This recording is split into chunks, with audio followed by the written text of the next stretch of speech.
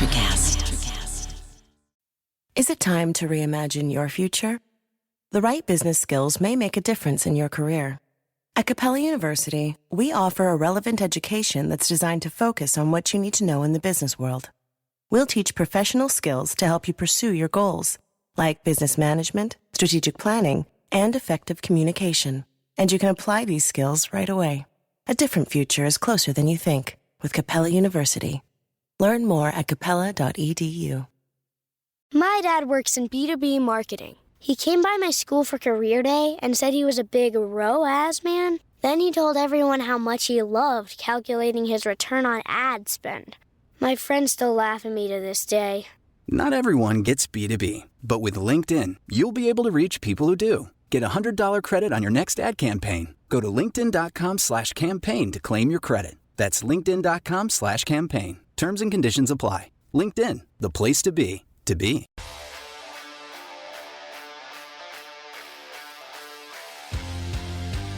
Ladies and gentlemen, it's the Power Rankings. Oh my gosh, I'm back.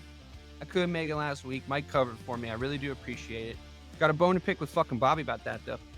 What do you mean I was on my high horse about the Bears when we were winning games? I fucking was so reasonable. I was like, I don't know. We haven't really played anybody. I don't know if Caleb's good or not good. I don't know if anyone's good or not good yet. It's just the first few weeks. I thought that was my whole vibe. When was I going insane? Like, when was I saying we're the best team in football? Seriously. Jeez. You leave your show for 1 week and you get knifed in the back. A2, Bobby. I feel like Augustus, you know? You can't leave the dinner table. Never eat dinner alone, and no one will talk shit about you. I'm just kidding.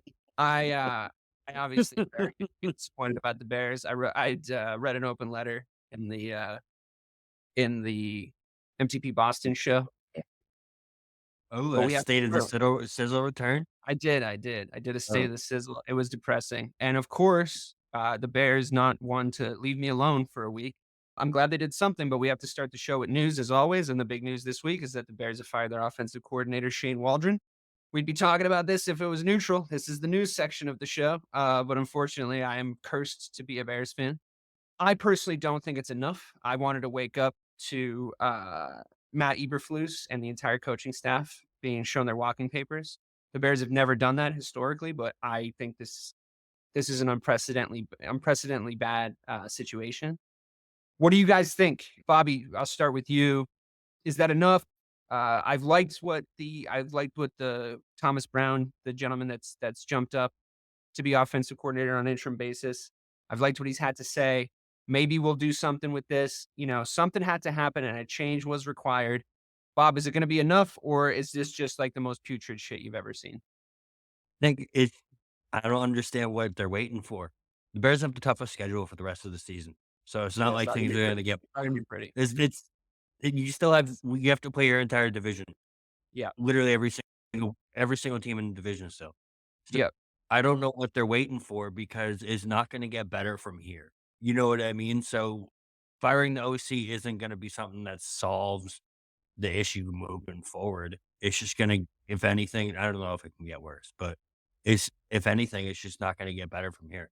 You know what I mean? So I do. I don't understand what they're waiting for when it comes to Eberflus. I don't understand it. Ray, do you agree that I'm just in for a gauntlet of pain for the remainder of the season, and then this change is insignificant, or do you think it was moving in the right direction? I mean, I think they had to do something, right? Obviously, we just spoke about it. Like, I mean, national media has been on the same wave that we've been on. Yeah. I felt like our points have been, useless to bring up, but it's just like at the same time, once again, when you don't score in that many possessions in a row, yeah, ultimately, if you're at the helm of that, yeah, that falls on you. So wholesale changes are hard. Even at the end of the year, it's hard, right? And obviously, it's a lot easier to do at the end of the year because you get the whole regime out of there.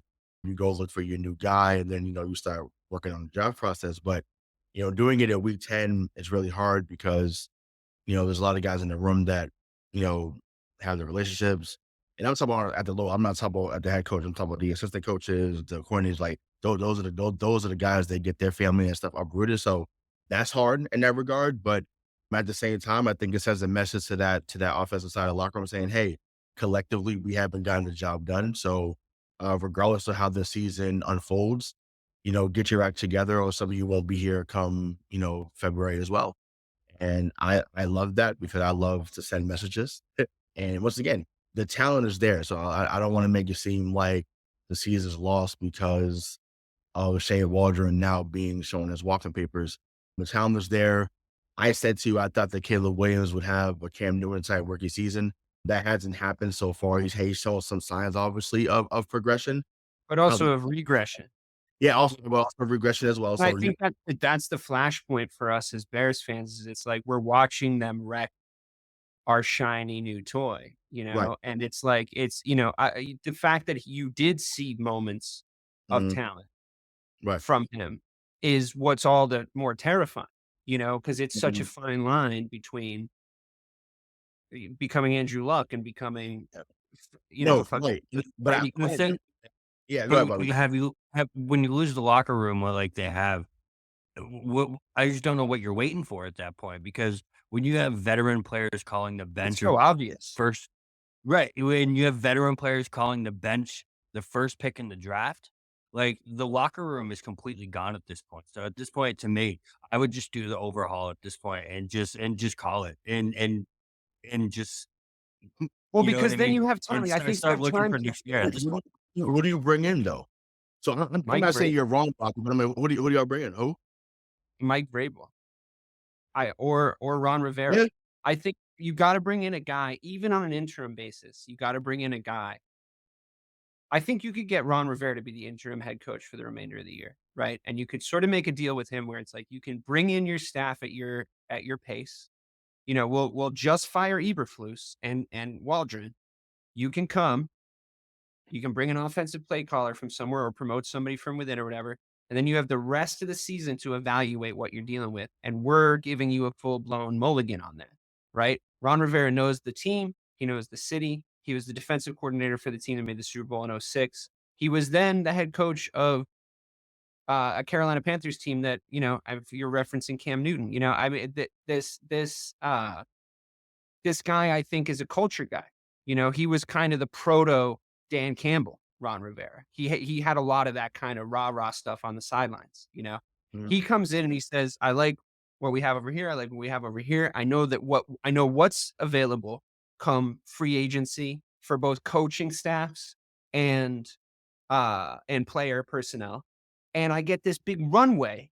To Bobby's point, what are you waiting for? I get this big runway of a complete mulligan for the rest of the season because we're all under the impression that the season is lost. But everybody there gets what you said, Ray. They get the wake up call. They get the guy coming in that's going to be like, "Oh, I've been watching you motherfuckers and I got a bone to pick with a few of you already." Right. I like it comes in and he immediately can scalp somebody. He can immediately come in and be like, "The first thing that I'm doing is I'm benching Tyreek Stevenson for the remainder of the season. He's not going to see the field again." You can say Right. that. And Yeah. it's like, "Oh shit." Accountability, accountability. The problem with this coaching staff is they use the word accountability, but they never actually practice it, right? So you get a Yeah. guy like that, even to just whip some people into shape for the end of the year. Mhm. Yeah, no, I You mean, you got I mean, benched for that's that. you got benched for 2 plays, right? 2 plays? Yeah, Is what you two got benched fucking for? series, Yeah. 2 series. 2 Yeah. Unbelievable. series. But once again, the fact that I was actually surprised that they ended up following through and doing it at all. Because once again, like you said, you spoke about Oh, you're right. accountability. They're not gonna. Yeah, I'm just saying yeah, what it they wasn't should do. right. No, exactly. I mean, listen, to me, Rivera's will still feel like a retread, but from a organization standpoint, I guess I see why it makes sense because he's already familiar and been there. I think he also played there too, if I'm not mistaken, They back in the did. day. So so I get it in that regard. Uh, to me, the guy that you mentioned before him, if you really wanted a culture change, and someone that had won a few times and has been a guy that can coach up guys, then you say, "Hey, Mike Rabel, come on through. Let's get back to running the football like how we used to. That's what Chicago Bears are known for." And then take the pressure off Caleb and then let him progress that way and just go from there. I'm sure DeAndre Swift will love him. You know what I'm saying? And then you give him the ball more and you go from there. But Cole Kmet, I think would love Vrabel as well. 'Cause I think he would get him involved as well. I don't know if the Uh, guys that are betting on Caleb's upside are gonna love the Vrabels of the world is the thing. I yeah, like, for, is for, there for is sure. there a guy out there that you say we're going all in on Caleb Williams? Right, right. Let's go get it.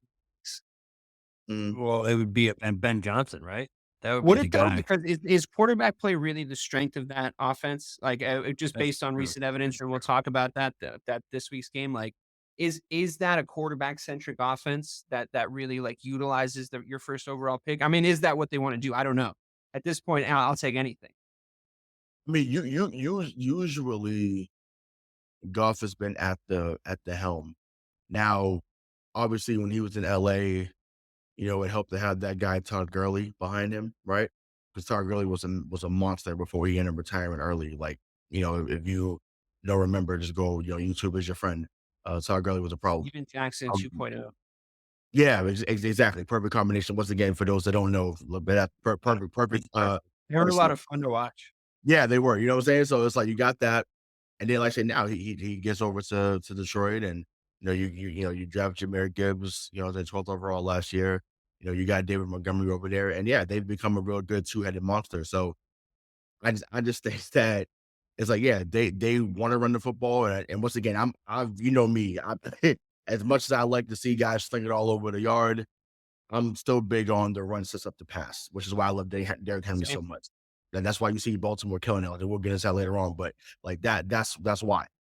So yeah, I mean, Goff can be the focal point, but as of late, they focused on the run game to set up everything else, and that's okay. I also just think my instincts sort of tell me I agree that Ben Johnson's been a big shout for a lot of people, and I understand why, of course. I mean, he's putting together the most electric offense in the NFL this year, the most efficient, the highest scoring, whatever metric you want to hit it with, and they're a lot of fun to watch. But I don't know if right now in our wounded state we can afford to take a gamble on a non-established head coach. As much as I do think he would be a good head coach, I want a guy that I've seen be a good head coach already. Vrabel's out there. I've seen him be a good head coach already. Rivera's out there. I've seen him be a good head coach already. And by the way, I would be fucking delighted to get Bill Belichick. And I am not so cynical and jaded to not be happy that the best coach of all time is coaching my team. I No, like, hold on, you know, no, hold on. We didn't talk about the coaching. We said your problem was different. Your problem was different. I'm saying Man, as from a Bears fan's perspective, I understand how you guys felt. I understand the whole narrative behind that. That's different. I'm yeah. just saying, I'm not gonna be the dude on the internet calling Bill Belichick washed. Like I'm gonna be like, hell yeah. Respectfully, there should be no Bears fan that No, feels anything different. And for absolutely you, true. that's your Absolutely. you're delusional. Yeah. And once again, you know what? It's funny. Now online this week, I realized I know more of you guys than I realized. I know Yeah. more Bears fans than I realized. I was like, oh, I didn't know. 'Cause I it was like, liked it when you thought I was the only one. I like that better. yeah, yeah. No, I mean, the only one that really matters, So I was like, I'm like, oh, I know. I said, man, you. But I forgot. I got some homies in Chicago. And I was like, yeah. It was like, man, fuck April Fool. So I was like, okay. Like, so that's consistent. Yeah. Everyone's I everyone's don't bad like at that that guy. guy, so I I get don't it. like But that guy. it's time. Um, Time. there's been head coaching errors. There's just been there's been head coaching errors. I, Mhm. d- you know, the absolute optimist in me wants to think like I did watch him apply perfect bend don't break defense as the defensive play caller against a really dynamic Washington Commanders offense that nobody could do that with. And they might be offensively illiterate, but I thought the Steelers were offensively illiterate. And it turned out they were just like missing the right OC. So there is a world where, I mean, Mike Tomlin, Matt Eberflus is not, but there is a world where maybe the real OC can come in and utilize the guys that he has because it's not rocket science to use the guys that he has because all the offensive weapons have tons of tape of them playing really well. So you just make them do that thing. But he just like Shane Waldron just wouldn't.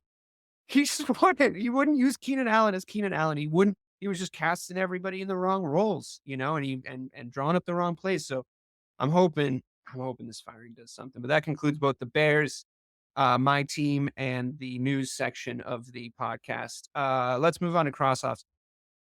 Bobby, we've crossed off the Jags, we've crossed off the Panthers, we've crossed off the Raiders and the Browns, the Titans and the Saints. You guys crossed off the Patriots last week. So disappointed to not be here for that. But of course, they go on to beat the Bears. I was going to argue on the show that you guys were about to win a game, but I didn't make the show, so I was unable to do that. Mhm. But that's fine. I think the Pats being crossed off is definitely appropriate, but the bit's dead now. Uh, Mm. we have not yet crossed off the 2-8 Giants. And I think that their loss to the Carolina Panthers it's woodshed time. Does anybody have anything to like elaborate on when it comes to the New No, York Giants? Okay, that's wonderful. not. Thank you guys for being I just don't know how is Daniel Jones still have a goddamn job? He is the How does worst he have so quarterback. much money? How does he have so Yeah, much money? he But it's unbelievable. that's once again, but this is where, front offices are a real thing. We talk about, oh, like so and so player didn't work and coaches didn't work. It's like we got to go back to looking at who is the brain trust of these organizations, Yeah. because when you make the pick of, I think it was David Gettleman that made the pick for Daniel Jones back in 2018. And once again, when you draft he was drafted at 6, and he was highly touted because he was working with Eli Manning, he was working with Peyton Manning, he was a friend of the family. So, that automatically got him some more eyes that wouldn't have happened otherwise, right? So he was someone that has some athleticism, someone that could throw the deep ball, when he had time, like most quarterbacks can, but wasn't someone who wowed you on the screen.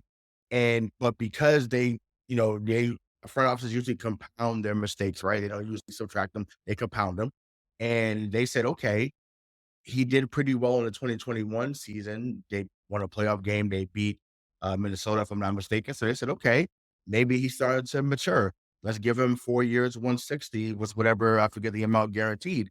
And immediately, I'm not even talking a year later. I'm talking immediately, like as soon as the season started, the man went into regression like right away. So it was almost like, got your ass. Let me just say, I got my 160 million, peace.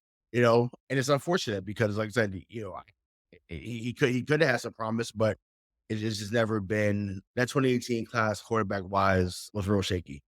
It's real Yeah. shaky. Yeah. I feel maybe they should have known that hanging Mhm. out Peyton Manning and Eli Manning's house doesn't quarterback skills aren't gonna rub off on you, but, like, maybe getting paid skills might, because that happened. So, like, they were like, "Hey, here's how you secure your financial future," and he was able to do that for sure. But I agree that, like, that Because front office, I mean, they make me feel good about being a Bears fan, for God's sake. because of Daniel Jones, they can't pay Saquon now. You know what I mean? That's literally the fallout from that is you give all that money to Oh, Daniel Jones, and now you can't pay Saquon Barkley. And look I what he Well, is wish I doing in could. Philadelphia. I wish I could well, have been yo, yeah, where it just is. so you know, he's gonna do a backwards hurdle this season, and he's And gonna do it for the the best Philadelphia. Wait, the best once part again, about it was all documented on Hard Knocks too. The I best part. know. yes, you go back and watch it, right? But that's the thing. And we've done it on this show, and other shows have done it, whether it be locally or nationally. When you continue to devalue what the running back position can be, this is what happens. And yes, can you go and get someone out the 5th round? Absolutely. We're watching a kid at Boise State, and I know, Bobby, you watch college football more than most. That kid from Boise State, Aston Jeanty, that dude is lethal. Lethal. In most seasons, he'd be the Heisman. He's probably not going to get it because you got other guys that are killing it at more of the Power 5 schools. But, like, that dude is special. Is that the But I guy think he stands there like the, like, fucking Undertaker, right? Like, or Michael Myers, and he Mhm. just, like, stands up straight, and he doesn't get into his position, and then he just fucking kills everybody? I love that guy. Yeah, so yeah, Yeah. but that's the thing though. It's like we're gonna get back to an era where the running back is the premier position. Once again, we grew up with Barry Sanders, we grew up with Emmitt Smith, we grew up with Eddie George, we grew I up knew you were with gonna say Eddie George next. love Eddie George, love Eddie George. He's our kind of player. You Sean know, Alexander comes to Yes, mind. yes, Sean Alexander, Sam Portis, Willis McGahee, like, we grew up at a time, where running backs were still a premier position, so it's like, to be in this era now was, "Oh, running backs are a dime a dozen." No, no, they're not. No, they're not, because there's a lot of teams that don't have a good one. A lot of teams don't. Once again, not to pour salt on the wound, but you know where I'm going. I know y'all would love to have a premier back, right? Exactly. You point right to the hat, Bobby. Right. Thank you. Like, y'all would love to have a premier back right now. Let's be honest. So you need one. There You was a know, few available too, that's the worst part. There was a Right. few available out there Right. in You the know what I'm saying? offseason. So, like, come on. So we're not looking at y'all possibly being 3 or 6 with 22. Well, he wouldn't be 22, but even though if anyone could get Definitely 22, wouldn't be 22. but But he would be number 2 over there. But still, it was just like, yeah, come on. So, Yeah, the Giants are depressing, but hey, there you have it. Let's cross them off. What do you guys say? oh, absolutely. yeah, See you later. cross them. Double cross. I have a Can't believe similar. I have a we got the worst time on the Giants. That's unbelievable. Well, you know, we had to eulogize them before the cross off. I mean, Yeah. you get a little eulogy. I mean, everyone else we talked about before that had already been crossed off. Actually, on that note, should we cross off the Bears? Should we give them one game to see the new offensive coordinator, or should we just cross them off now?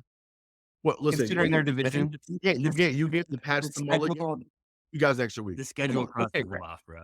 I think the That's schedule fair. crosses them off. I think we'll wait. I think we'll wait 1 week. Let's see how they look against the Yeah, Packers. All right. you gave us a mulligan that wasn't needed.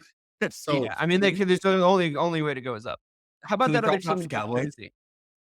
We'll come to them next. They're next on the list. Fine. What about that other team in New Jersey, the New York Jets and Aaron Rodgers? Can we cross off Aaron Rodgers? Can we cross him off, or are you worried because Russell Wilson? The whole team. They just It's unbelievable. they look inept. If they had any kind of semblance of looking like a football team that could come back in any way whatsoever, then we could not cross them off. But no, 31-6 again. Yeah, they're done. And Okay, and listen, let me because I'm like, once again, I feel like I have to say this because if you go back to the archives on the show, week 1, I was the one saying I thought that they were going to San Francisco and figure it out. 'Cause I was like, okay, he loves playing out there. He's done well out there, which historically he has. Um, you know, meaning Aaron Rodgers, and obviously they ended up losing that game, and it kind of set the tone for the season. And listen, yes, has he regressed the last few years? Obviously, like that goes without being said. I just thought that coming off the injury, have some type of motivation to be that guy. Obviously, that wasn't the case, and it's been curtains for them really after that New England game early on. Even in week 3, when they beat us, they smacked us in week 3, and they haven't had a signature moment, since then. But I don't know. I just think, to me, some franchises, some teams are just, and I know this, I'm defending the Red Sox. Bob was defending the Red Sox. Like, there was just whatever could go wrong would. And the fact that they haven't won since 1969, we talked about this before, and they've gone through this drought of just turmoil, and having great players come through there, right? They had some NFL MVPs on their team. So Rumor Sison was NFL MVP that played for them. Brett Favre, obviously, was a former MVP that played for them. You had Vinny Testaverde, Chad Pennington, who was one of my personal favorites from our era. You've had many guys come through there, and it just hasn't mattered. It hasn't mattered. Like, the fact that Mark Sanchez has the most success of anybody in the last 15 to 20 years in that franchise is fucking insane. It's insane. yeah, It's wild. he was not a quarterback either. So Right. That's what I'm saying. Like, that's crazy to me that he has the most success of anybody. He was this close to a Super Bowl with Mark Sanchez. He was that close to with him. double Crazy. digit win seasons, a couple of them, right? A couple of Mhm. double digit win seasons under Mark Sanchez. But weird time for the NFL. But I would also say the New York Jets in general. I think that you were alluding to this, right? Their kind of DNA is fucked up. Like, they think that they won that one with Namath, and they've basically been like New York Jets. Like, ever since, like, they have this kind of fucked up perception of themselves comparatively to like us, like, and how we view them, and the rest of the league views them. Aaron Rodgers going there, I think, is an absolute match made in heaven because he suffers from that same personality disorder as that organization. He Yeah. has this perception of himself that he's this very intelligent, very funny, charming guy, and everything he thinks is correct. And that's not the case. He's a complete douche. And I think probably a little bit of a narcissist, not as smart as he thinks he is, and not as good at football as he used to be. So my eulogizing of the Jets is also a eulogizing of that guy because he also sucks. Bobby, anything more on the Jets before we go to cross off the Cowboys? Did I lose Bobby? No, he's there. He's there. No, The silence is appropriate though, because Harrison isn't going to answer there. He says he wants to come. He's behind. No, you said he wants to come back next year. I'm not. I mean, he Probably does want to back come out back. and come back in. Maybe it's me. Am I behind? No, I think we're good. We're good. No, you say about him wanting to come back. Like I don't think that he. I mean, obviously, when you're getting the money that he's getting, and you're at your age 41 season, he's about to be 41 in December. Of course, you want to come back at 25, 30 million a year. Who wouldn't? You'd be dumb not to. At the same time, if I'm Woody Johnson or Mike Tannenbaum, whoever is up in their front office in New York, I would say, hey, this was a failed experiment. We thought that it would be, X, Y, and Z under your leadership here, but the marriage wasn't what we thought it was. So it's time for us to part ways. And once again, they've given up on so many quarterbacks there, and they had not developed anybody at that position. So it's wild. So I mean, once again, I'm not hurt at all that it's happening to them because, like I said, I think about my boy Julius who talks real crazy when the Patriots are doing bad. I'm like, bro, y'all suck forever. Once again, y'all have had a few seasons where y'all were nice, and yes, you came into New England in 2010 and beat us in the division round, great. And you got that famous Bark Scott press conference where you say, "Can't wait, get it, I got that." Well, like, I can't wait for y'all to actually be good again. So, No. uh, All right. so yeah. Bob, talk to me about the Dallas Cowboys. I think it's time we cross them off. I'm surprised they made it an extra week. The absolute circus that was on show at quarterback, it almost made me think, wow, Dak Prescott was actually overachieving with this team, it looks like. Tell me what your emotional state was over the course of the game against the Eagles. First half, you were hanging in. Uh, yeah, we hung in there. Turnovers obviously isn't going to get done. The one thing that drives it so insane is the fact that we still do the here we go thing with Cooper Rush. I think Mike McCarthy at this point he's got to be on the Eberflus category of what the hell are we doing at this point? I Oh, they're just don't so similar. understand why. The fact that we both held on to those coaches in the offseason is so crazy already. It's such a similar situation. You're just like, he already shouldn't have had a job. Yeah, it's just not getting any better from here. It's obviously going downhill. It's time to cross them off. It's time to put me out of my misery. The Cowboys are not going anywhere from here. That's a fact. I just am what they were thinking in the offseason, where I come from. We knew what the problem was. Everyone knew what the problem was. We needed running backs and we needed offensive line help, and they did nothing. They did literally nothing the entire offseason, and it's so evident now that that's the problem. And then you stack that up with a defense that's just underachieving like crazy. You replace Dan Quinn with Mike Zimmer, who might be one of the most underachieving head coaches in the last 10, 15 years. So, I don't know. But answer this to me as well, Bob, because I thought about this while you were speaking. So obviously what Jason Garrett became coach in 2010? Am I right? 2010, 2011, around that time? All right. Yeah. So I feel like from now to then, like Jerry Jones' philosophy has changed because I feel like coaches before then had a short leash. So like what happened? Because the fact that, Wade Phillips had a short leash. I think Dave Campbell back in the day had a short leash. That's a casual name drop for some people that remember Dave Campbell. Dave Campbell was a short leash. Parcells was a short leash. Barry Switzer, you name it. So it's just like guys that actually were proven in this league got short leashes and guys here that weren't as proven. I don't mean to answer on your behalf, Bobby, but my guess would be it was everybody that came after Jimmy Johnson because of how that ended. Anybody, Yeah, and I think that was the big yes reaction. Like anytime if you were in the wake of Jimmy Johnson, if you were in the wake of Jimmy Johnson being there, if Jerry was still pissed, right? Like, I think that's about as long as he was pissed for. And then I think he stopped giving a shit. That's, I think, essentially what the course of life was. Because you're right. The most memorable one you just mentioned right there was when Bill Parcells was there, and it's like, dude, Jerry, let him cook, bro.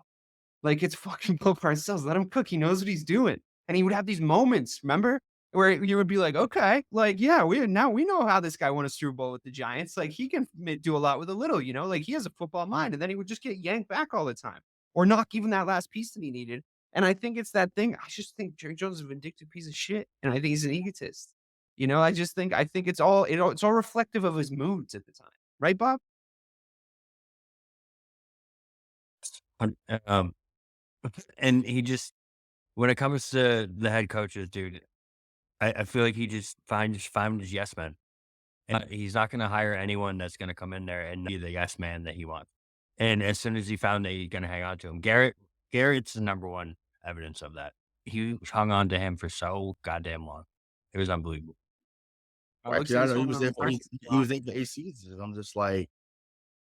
I'm like, you had what, 4, 5, 8 and 8 seasons? I'm just like, and that's not the symbol of mediocrity then what is. So I don't know. I mean, like I said, 'cause it's the same thing up here, with craft to an extent. It's like, bro, like, and I get that you don't like change, but it's just like if things are not working, the definition of insanity is doing the same thing over and over again, expecting a different result. And the fact that Jerry Jones, Carter, all the older owners, right? Some of these new owners are a little more, It's knee all jerk. three of our teams, though. We're all doing the same fucking thing. We have an Oh, obvious problem, and we're not addressing it. It's like yeah. I don't know. A few teams have been put on the cross-off section, taken from the honorable mentions because as I was looking at records and thinking about the games that got us to those records over this last week, especially, a lot of teams really solidified that they might be in the cross-off conversation. If we don't end up crossing any of these teams off, I would understand. But I want to talk about them in this context because the Broncos, I know they almost beat the Chiefs, but now they're 5-5. I know they're playing better. I know that Bo Nix has had his fair share of decent moments.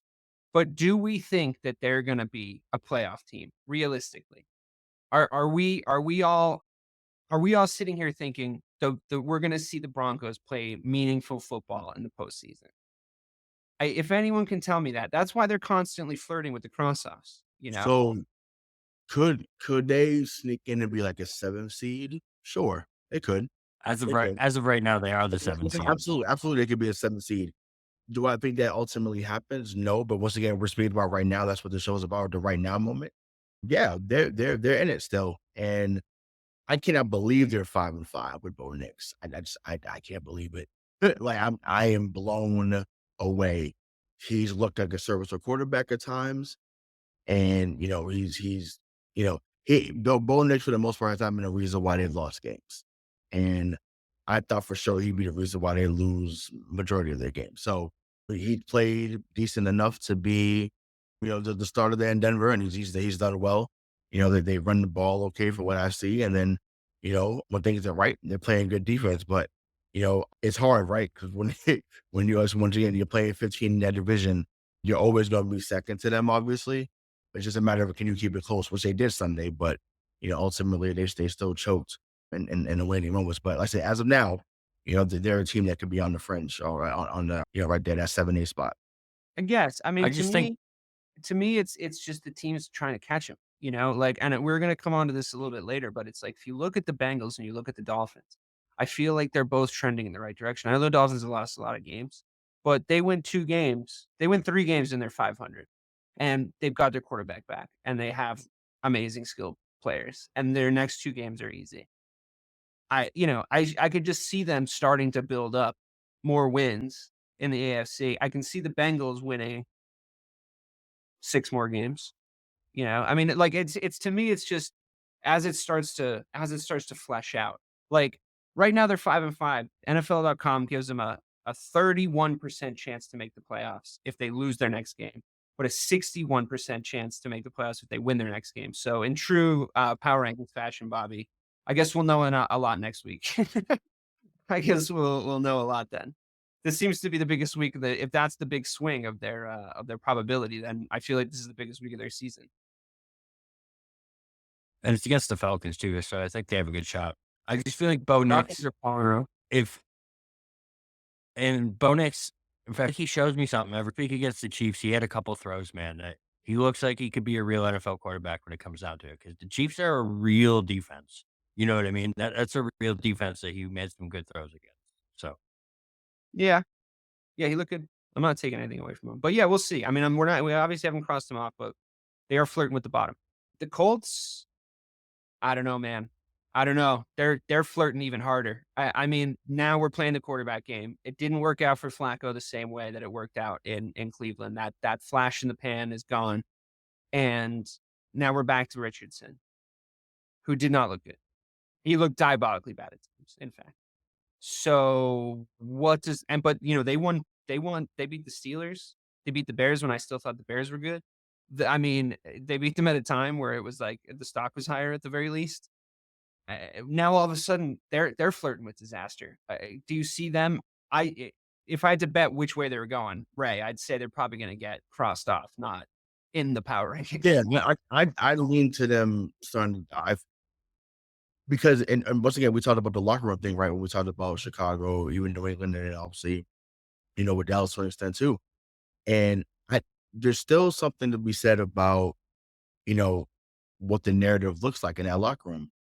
I'm pretty sure there's still guys in there that say he quit on us when we needed him most. I Yeah. can't respect him. So Yeah. because of that, yeah, they may go out there and do their job because it's their job and it's football, but they may not run this routes the same. They may not block the same. Some of them may not even coach the same. So, you know, who knows? Maybe he's had restorative conversations behind the scenes that, you know, had people forgiven him. Because once again, forgiveness is for you, not for the other person. So yeah, listen, as a Gator fan, I'm biased. I hope that he comes back, bounces back. Once again, he does have New England the following week, I believe. So there's a chance for him to have a good right game in that regard. Um, I feel like New England's gonna play hard, but they still may make mistakes to lose. So yeah, they may figure it out, but it won't be to the point where I feel better about Denver trending up than I do about Indianapolis trending up right now. Yeah. Unless Anthony Richardson figures it out. Which once again, I would love to see that because Yeah. I he don't would see be it. well he would be fun to watch if we figured it out. But it's just he just got to get there. So hopefully it was a lesson learned. Steichen doesn't drive home much confidence with me right now. Steichen doesn't drive home much confidence with me right now either, I gotta say. Yeah. If you're switching quarterbacks at this point, you know what I mean? If you keep going back and forth like this just gets ridiculous. Yeah. Yeah, I don't know. I feel kind of bad for the Colts. It's just kind of sad over there. It's just like bad vibes. The 4-5 Rams, they're dropping into the crossover conversation because as much as they don't have an anemic offense by any stretch, like at this point with their skill guys back, Cooper Cup might not be exactly the same guy anymore, but Puka looks all right. Stafford looks like he's a little older, but he's got a lot of grit. He's still fun to watch play quarterback, but their schedule doesn't make for nice reading from the Rams perspective. They still got to play the 49ers. They still play the Bills. Like they've got some tough games coming up. So I think they're going to probably flirt with this crossout section for a little bit because they already have a losing record, which I understand was due to injury. And I understand that they have a great coach. I really do respect Sean McVay and the way he runs his offense, especially. But I don't know. It doesn't look good for them, guys. I think they're downtrending. I think they're closer to getting crossed off in the next few weeks than they are getting back into the honorable mention section. So I don't know. Just keep your eye on that. Seahawks, I think, also trending down. They had a bye, so there's not much more to talk about from last week, but they're going to play the 49ers next. And if they lose to them, I think we have to have a conversation about crossing them off. They're the 10th seed now. They're under the Bears in seeding in the NFC, so they're not looking too healthy. The Bengals, I mean, they played the Ravens. They played them. There was a game the whole time. It was a lot of fun to watch. It was a real cool QB battle, but I would also say the Ravens, if they have one weakness, it's probably their deep passing defense. It might have been a little bit of a matchup thing. And man, I mean, that Bengals defense really looks like it could be made into Swiss cheese at any time by like some sort of decent play. So they're 4-6 guys. I know that they look great out there. I know Jamar Chase is going absolutely insane, setting fantasy point records or whatever, but Mhm. I think I don't know. We gotta say they're 4-6 and they're in this section. We're not crossing them off yet, but they've dropped from the honorable mentions. I think it's only fair. Yeah, but for now, We'll see. It could go either way. Could go either way. That's why we don't put the bullet in them either. yeah, if I had to say this. Go ahead, Bobby. Go ahead.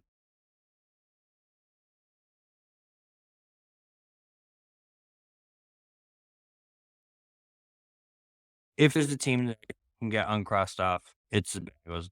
Joe Burrow's having a career year at this point. He's literally having the best year of his career, and they're 4-6. Why am I so behind? I don't understand what's happening. Yeah, you're just delayed. Just Yeah, jump out and jump back in. but it's speaking of being behind, that's what Cincinnati has been really most of the year. Nice. It started with You have formal radio training, Ray? a little bit. It goes back to that week 1 loss against New England, obviously.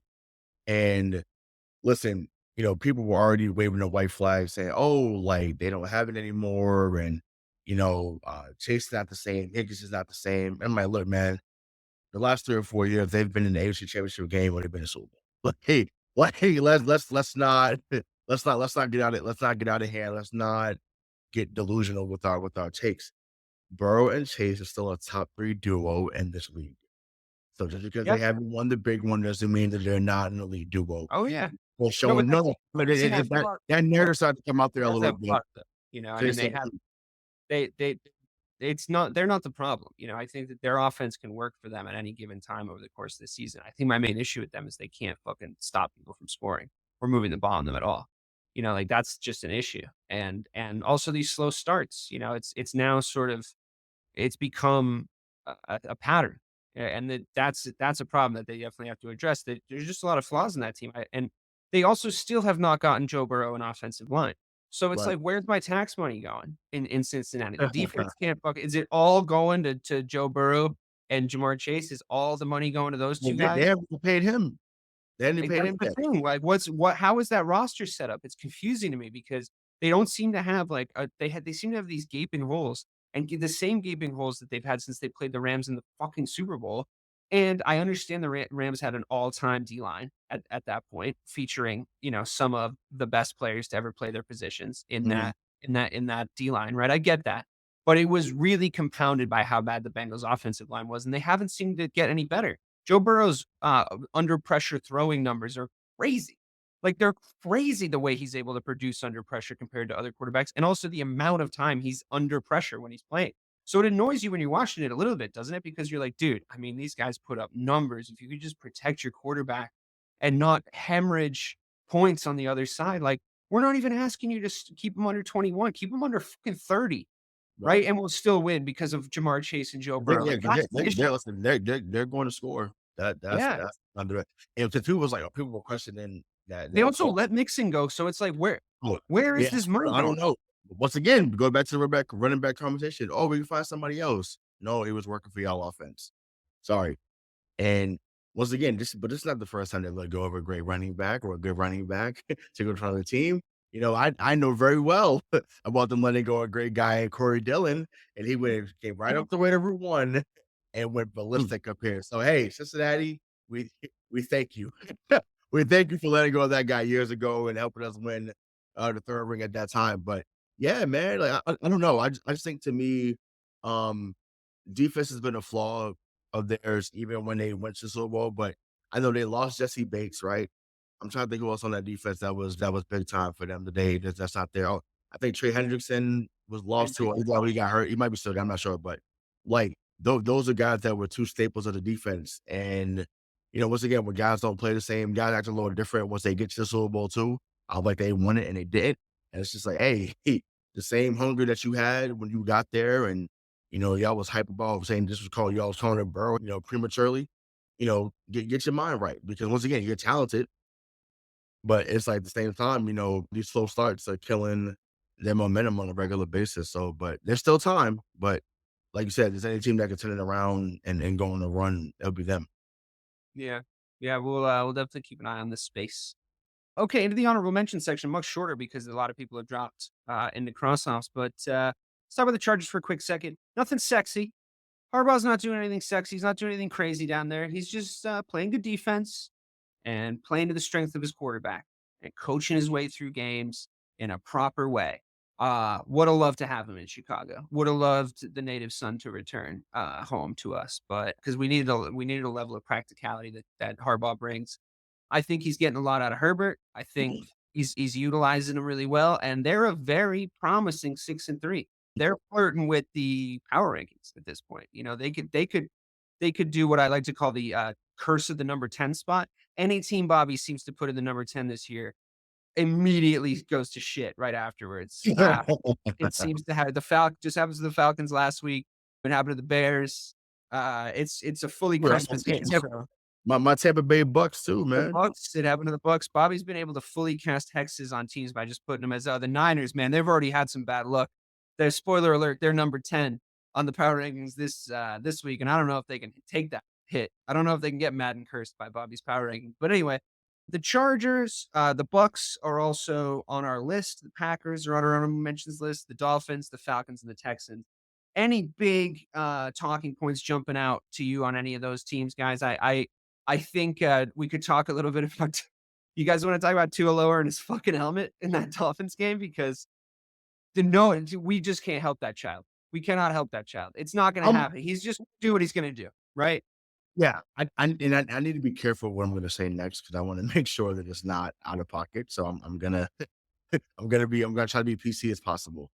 But it's like, bro, at this moment, you're looking for your career to end, and that's the nicest way I could say it without saying anything disrespectful.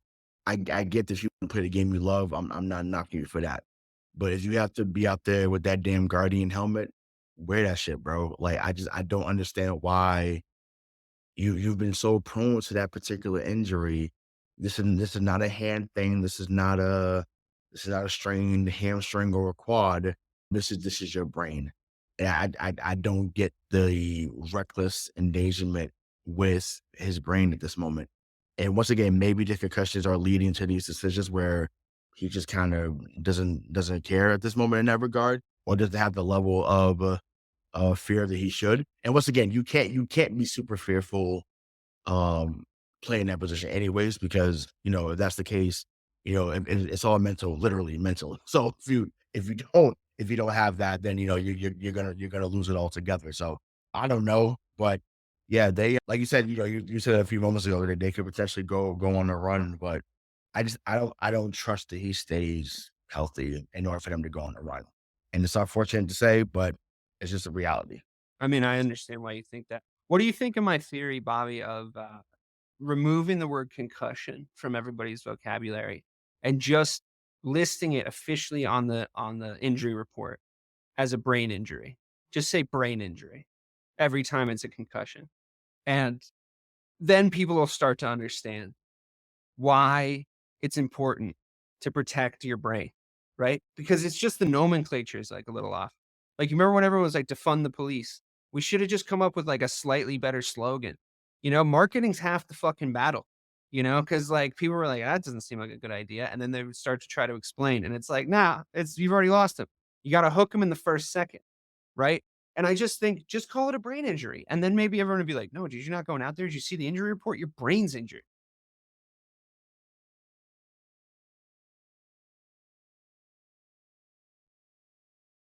No, Bobby's still so behind. You Yeah, can hear him at all. especially when it Oh, comes there to he the is. heat. Am I still behind? Is it still doing Yeah, it? you're so behind. You might want to restart your computer. Ray, same question. Brain injury? Better marketing? I mean, I'm fine with it. Once again, I just think they need to be as much upfront about those injuries as possible. I think that I think for legal purposes and financial purposes, they try to cover up that stuff to an extent. But I The think that NFL, you mean? yeah, the NFL, yeah, certainly, yeah. So to me, the more upfront you are with the public, the more people can respect it. Once again, they may not like it, but they can respect it. And it's a shame because it's just like, it's happening more and more by the week that people are in protocol. It's wild. But at the same time, it's like, it's just a part of the game. But yeah, I'd be totally fine with them just changing it to that and just continue to make the game safer. Once again, yes, it's the most balanced sport out here. We get it outside of hockey because once again, when guys that big on skates, it's crazy. But it's just like I don't know. I just think to me they need to find a way to keep it as safe as possible. But yeah, I don't, that to me that's not a big fix or a big ask to change it to concussion to brain injury. So we know what it is. We know what it is Yeah. as soon as the hit Yeah, yeah, happens. yeah. Call it what it is, man. All right. Well, you had already said about the Texans, it just sort of looks like, I know there's no shame in losing to the Lions, but there's just parts of that CJ Stroud performance every week this week where you're just like, oh shit. I think he'll be fine, but Yeah. it's just like a little bit of a sophomore slump. And for the coaching as well, I just think he's he's sort of like, there's just a little bit more tape on them now. And it's a matter of like, are they going to evolve? Are they going to evolve in the offseason? Because it's okay if they have a middling year this year. Well, It'll be below expectations, but it'll be okay. They still have a lot of great young players. but it started to happen really in the New England game, right? It got glossed over because they beat us by 20 because we just couldn't get out of our own way. But although Drake May had 3 touchdowns that game, but he had two picks, and that's really what led to them scoring so quickly. CJ Stroud was not that good that game, and from that game to now, he's been subpar. Once He again, wasn't that good against the Bears either. yeah. So it was like that's not an opinion, that's a fact. So and once again, do I think he fixed it out? Sure, but and just to be fair, once again, I don't think this is the case. So I know there's going to be some listen to this that get emotional when they hear this, but just hear me out. Ohio State has been the same as USC when it comes to quarterbacks. They just don't produce them. So once again, we might have seen a great ricochet of CJ Stroud. It's possible that he may regress to the means because you cannot tell me an Ohio State quarterback that's been successful for a long Oh time. my God, you heard it here first. CJ Stroud is a flash in the pan. Yeah. I'm saying it's like, hey, and once again, that could be viewed as a hot take. I'm not saying he's going to regress, but I'm saying it is possible because once again, things happen really quickly in this league. Once again, we see someone like Deshaun Watson who was taking the lead by storm, and just like that, he turned into a pumpkin, literally. So it is possible. So I don't want to make it seem like it's not. It's happened before. We've seen it It's happened before. before. So I'm just saying, once again, for those that are Ohio State fans, I know quite a few of y'all as well. You cannot tell me a quarterback that y'all have had that has killed it in the league.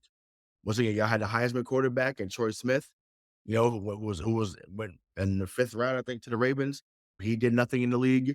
I'm trying to think some other guys off the top of my head that went out there, but I'm like, I think about the quarterback they had when they beat Miami in the national championship game. He didn't do anything in the league. So they have, JT Barrett, Cardell Jones, you name it. Like they have a long list of guys that have gotten to the league or, had a chance to get to the league, but, didn't produce well. So it's possible. So between them and USC, those are 2 schools that I normally Come on. Don't kick me while I'm down, dude. Jesus. Fine. Normally. Typically. You never. All right, let's start fucking picking apart these power rankings here. The Niners are in the cursed slot of number 10. No, I don't think anyone's gone from 10 to 9. I think it's 10 to gone every week. So, and then just, down into catastrophe lane. But more interestingly, since the Niners are very like dysfunctional right now, I actually really do think this curse will continue. But I'm more interested in talking about number 9 on the list, the sneaky good Arizona Cardinals. Is sneaky good fair? Is that a fair thing to say about them? That's 2 good wins in a row. I don't know about sneaky good. I think that they're starting to get healthy at the right time. Yeah. That's the only reason why they were this bad. It wasn't like they lied. A lot of people don't trust Kyler though, right? And I've been saying about no, that. right, but I'm like come on, like come on. Wait. You take him, I take him, Bobby would take him as a coach. It's like let's be honest. For the last 5, once again, he okay. I'll just say this because I'm sure it's been said, but whatever, I'll say it on here. He has become the new Andy Reid.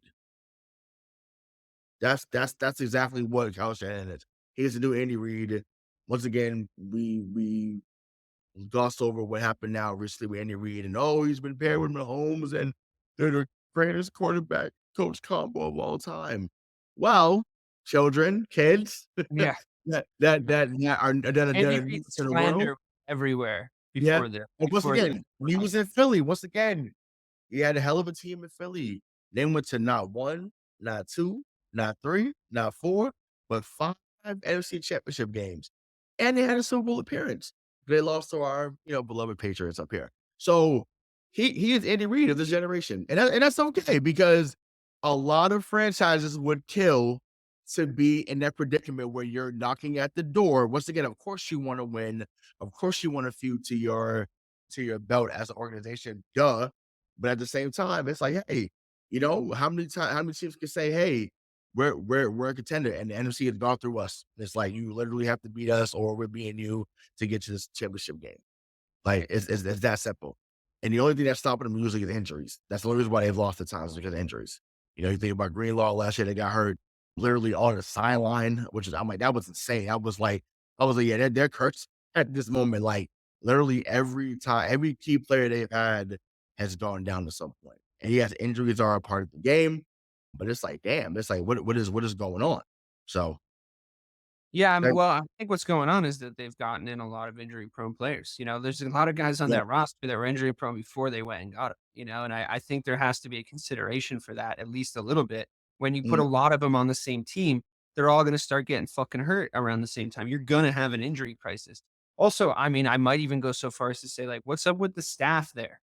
Are they good? Are you 100% sure you have the best staff money can buy if you're gonna do that as or far you as like the what? physio room goes, as far as the sports science and medicine goes? Like, you guys, if you're gonna bring all these players in, you better have German fucking surgeons on Right, speed dial, right? Like, right, so I'm just saying, there's definitely some questions to be asked of like that setting that up in that way, right? right. But anyway, Bobby, are you back? Oh, maybe. I don't know. Am I? Yeah, that was Yes. pretty quick. You responded pretty quickly there. All Perfect. right. That's good because I got a bone to pick with you coming up in the power ranking. Cardinals, they might be good. Vikings, barely beating the Jaguars seems to be a trend in the NFC North.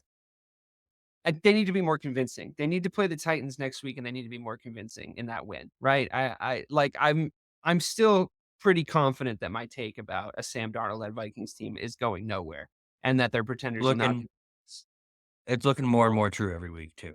Every week it's looking more and more true. I mean, the Vikings are always like that, aren't they? Kirk Cousins, they were like that too. Kirk Cousins is a better quarterback than Sam Darnold. It's just their identity. That's 7-2 with Sam Darnold was crazy though. It is. It's a This wild is one. accomplishment. I once again, when me and you had our son to speak about this back in the early season, we were laughing about this, and he was like, "Ray, you out of your mind?" Like listen, secretly, I didn't believe that he would be this fuck. I was just like, I was like fucking with my guy, but I'm like 7-2. Like this is beyond my dreams. There's no way. I'm like, okay, so I'm like 5-4, 4-5. Okay, that'd have been more understandable reason, but I'm like 7-2. I'm like, in this economy, this is where I like it's Yeah. unbelievable to me. So, Who gave um, you permission to be 7-2? The fuck? yeah, I mean, listen, but what I did say, and we agreed on it, is like, yo, when you have a guy like Justin Jefferson, He's beast. the dude is next level, He you know, starts going to Sam Darnold look good.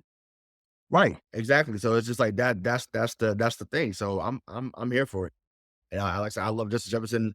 I'll like Aaron Jones. I know that's I know he's probably still green and gold to you, but he's over there in Minnesota now. But he's a good player, and yeah, they're doing what they what they can. Like I said, I'm shocked that they're 7-2, honestly. But to say though, obviously we're gonna go through this whole list. Obviously, and we got up to 7.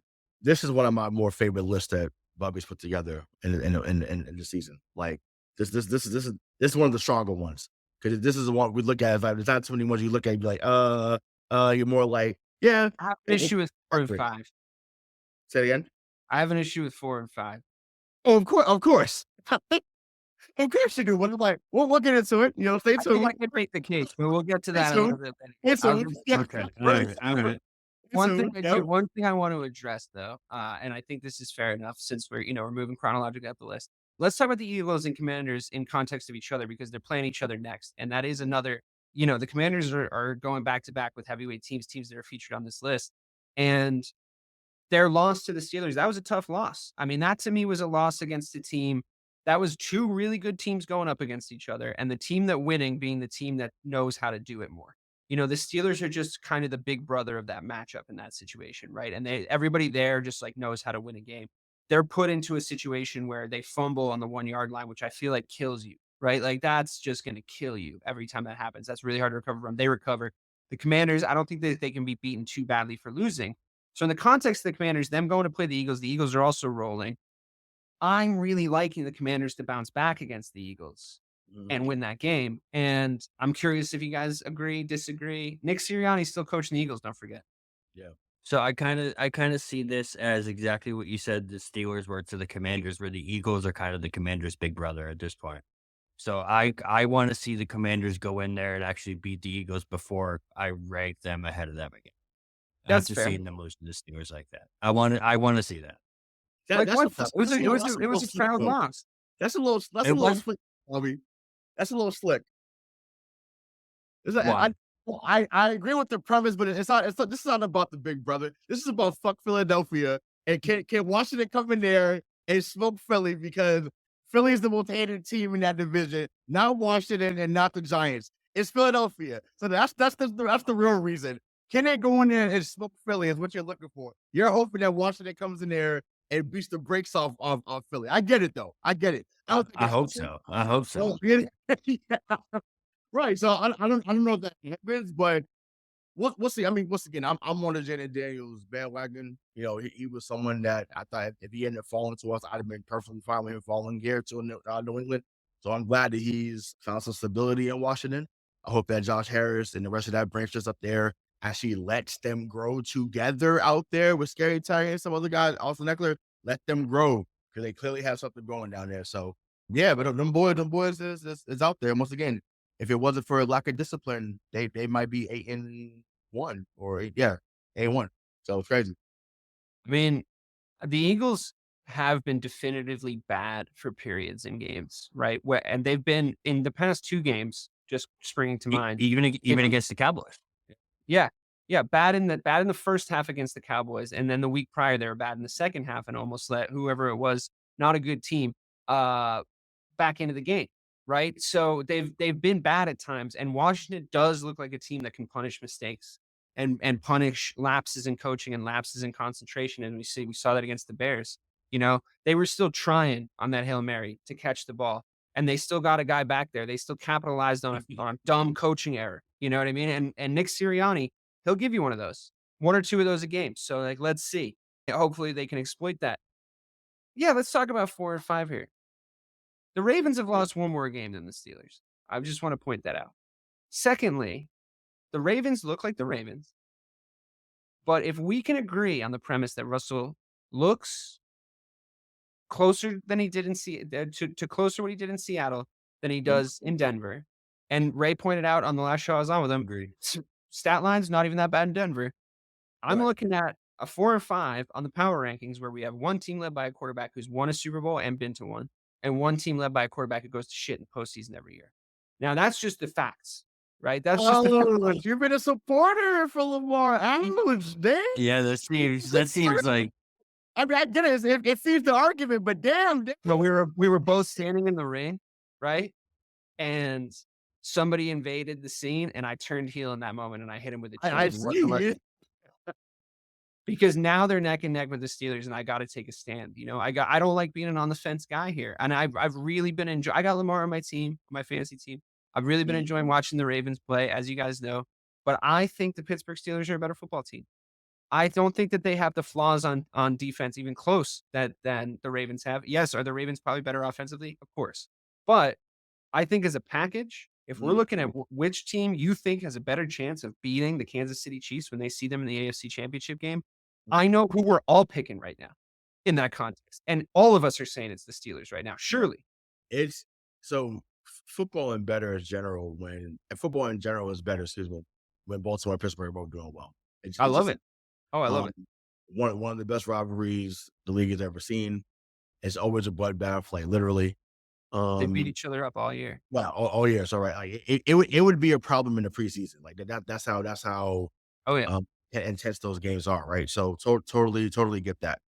Yeah, I mean, once again, if we're talking about when it comes to coaching, that obviously both coaches have won a Super Bowl, so I mean that's essentially a wash. But if you like I said, the edge is defensively, so would he go to Pittsburgh right now? I just know that number 8 is still playing at an MVP level, and people have He's playing great. Unbelievable how I'm like and once again, it's happening more so because of who he has behind him. Derrick Henry is taking the immense amount of pressure off of him in certain games, but for him to still throw for 290, 300 yards, 4 touchdowns, no picks, he's still he's starting to look like Jokic right now. You're just like, what the fuck is going on? It's like every week he's giving us something that we're like, I can't believe that he's reaching new heights still, because there's still people that believe that he should have been a running back, but he's proven every week that he's that guy. This And argument will be solved this week, by the way. Yeah. I would love to see him get over the hump, but you're not, let's say, you're not wrong, Dave. I think, like I said, in this regard, we see Pittsburgh handle business, but number 8 might have something to say about that at the end. Yeah. I mean, I also think that the Steelers at the same time have made signings that have made immediate impacts this year across the defensive side of the ball. But also, I mean, just bringing in Mike Williams at the deadline was so smart because Aaron Rodgers is talking shit about him like he's not a good wide receiver, like he doesn't know where to be. And then he catches a game winner right in fucking Aaron Rodgers' face, And I just think like the vibes are right in Pittsburgh at the moment, essentially. I mean, I know that might sound oversimplified, but it does suck that Highsmith's hurt. He's not going to officially not going to play against Baltimore, which sucks because I mean that edge rushing pair is pretty crazy to have both of those guys. I mean, Highsmith would be the best edge rusher on a lot of other teams. So I'm really interested in the matchup. I mean, overall, I really just want to see the game. You know what I mean? It's good that they're next to each other on the power rankings because it's just perfect timing coming into this because we'll see like if the Steelers do 2 weeks in a row, chop the head off the team placed above them in the power rankings and then climb on their carcass up to the next level. And then they do that again to the Baltimore Ravens to crack the top 4. I mean, that would be a pretty impressive feat across the Pittsburgh Steelers season. And I honestly just think Mike Tomlin in the postseason with this team and Russell Wilson in the postseason with this team, sky's the fucking limit, A lot of raises their tier. Yeah. Raises their tier instantly. If they beat the Ravens, they instantly move up probably above the Bills that are right behind the Lions. I was gonna say, I mean, I actually might make that pitch. They're still a team that had a couple of bad losses back to back. Yeah. But a lot of that was when they're transitioning the quarterback or they're about to. So, we'll see. All right. Well, finally, we're probably gonna play this little game here because it seems to no, it doesn't work. 3-8. 3 AFC, 1 NFC. Yeah, so. But let's go 5 then. And I'll just ask of the Bills, Ravens, and Steelers, who would you right now bet money on to beat the Chiefs in the AFC Championship game? Who would you want playing for your life against the Chiefs in the AFC Championship game between the Bills, the Ravens, and the Steelers? Because of Derrick Henry, I think I would take the Ravens. If they didn't have Derrick Henry, it would be the Steelers because of that defense. It really would. It would be a great defensive battle. But because of Derrick Henry, I feel like it's the Ravens. He gives them such an element to that offense that they didn't have last year that I just feel like it gives them such a different element. So I would have to go with the Ravens. Ray? You're tugging at the heartstrings here, man. I got to go with Pittsburgh, and that makes me sick. Boom. I mean, once again, we know the New England thing, but once again, I have to be objective and not. I mean, you know what I'm saying? I just I'm fumbling over my words. I can't remember it came out of my mouth, but I have to be honest and give credit where it's due. I think Pittsburgh will give them a run for their money. Once again, I've always liked Najee Harris. I like Pickens. Obviously, getting that addition of Mike Williams will be huge. I think for them eventually. He already paid off in that game against Washington. They got a great tight end tandem in Freiermuth in Washington too, where Freiermuth is like that kind of vertical. Yeah, I like Washington coming out of Georgia. Washington is huge. Yeah, and I was gonna say they have this absolute fucking unit on the other side who can absolutely just like bust through anything he wants. So I'm here. So yeah, I would say that once again. Jalen Warren's underrated too. By really, if we're being, it should be Buffalo. It should be because we've seen Josh Allen literally. Josh Allen's having a career year. It's fair, right? So it should be Buffalo, but I'm once again Buffalo Bills are the Chicago Cubs of the NFL. It's just like I don't trust them. I don't trust them when it matters. Whatever can go wrong for them in the playoffs too will go wrong. I know. Once again, Bobby made a valid point about Derrick Henry. Once again, I love Derrick Henry. I think that he's obviously by far the best running back in the league at age 30, which is insane, but it is what it is. So yeah, he does give them a shot. But like I said, just from coaching, the defense, and then like I said, just Russ up to 3 he's been there. He's a dumb play away from being a 2-time champion. So I'm gonna go with him. I'm gonna go with them. So on the flip side, of those 4 teams, but when face the Lions, I feel bad for whoever comes out of the NFC, and it's probably going to be the Lions. And I feel bad for the Lions because whoever comes out of the AFC is going to be a stone cold killer. They're going to have a fucking carcass in between their teeth. Like it's there's going to be so many good games in the AFC side of the playoffs. There'll be good games in the NFC side too, but there's so many good teams in the AFC right now. And I just feel like they're all going to they're going to have to kill each other on the way to the top. So by the time they get there, you're facing somebody who's even from the wild card on, right? Because we're talking about, we just talked about, a team like Miami rising up or Cincinnati rising up. Like, you don't want to play them as a 6 or 7 seed. But you wouldn't mind on the other side. You wouldn't mind playing the Falcons right now. Imagine you wouldn't mind playing the Bucks. No, current wild card can catch you though. That's what I'm saying. I don't know, because we've seen that.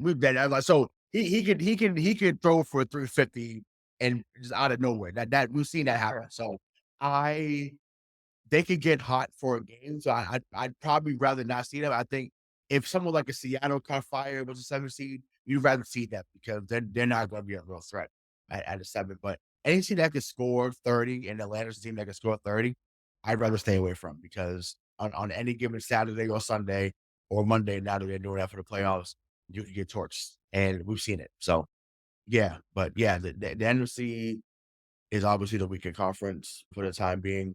It might be for the foreseeable future because the way the AFC is going is crazy. Unless some guys will leave. A lot of good young teams on that side.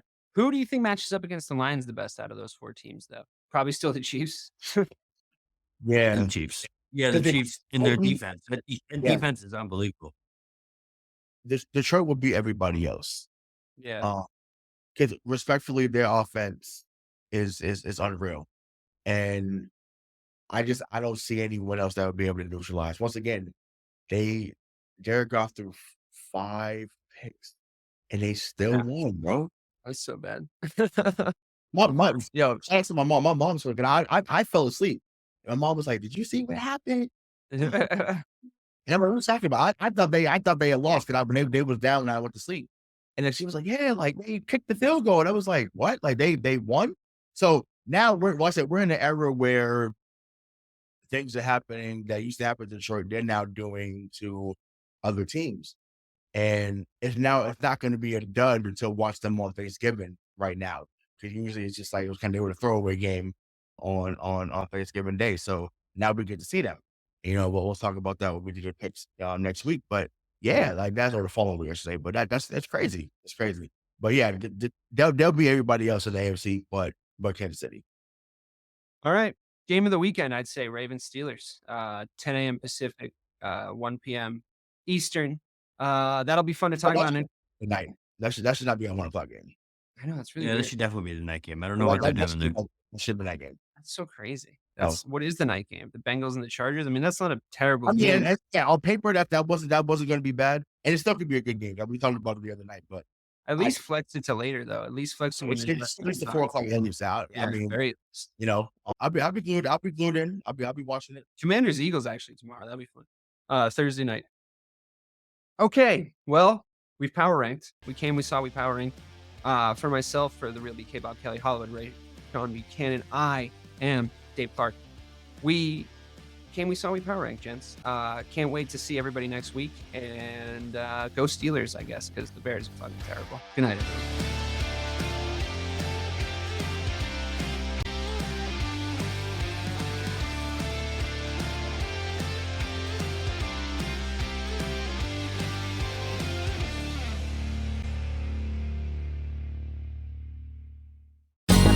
Ever thought about starting your own podcast? Do you have a business or a message you want to share with the world? Well, now it's easier than ever with Electricast. Hi, I'm Mark Netter. And I'm Peter Rafelson. We're the founders of Electricast Media. Whether you want to start a new podcast or already have one, join Electricast to grow your audience, monetize your content, and build your community. With our simple sign-up, you get free promotion, world-class analytics, premium ads, and personal support. Go to electricast.com and join our community today. Electricast. Transform your influence. Electricast. Have you ever wondered what actually happens in Congress every day? Stay informed on Capitol Hill's daily happenings with a concise, factual summary of the Senate and House of Representatives' activities from the previous session. free from bias, on the Congressional Record Daily Digest podcast. Subscribe on your favorite podcast platform and discover the process from the heart of U.S. politics. The Congressional Record Daily Digest, an Electricast production. Electricast. Electricast.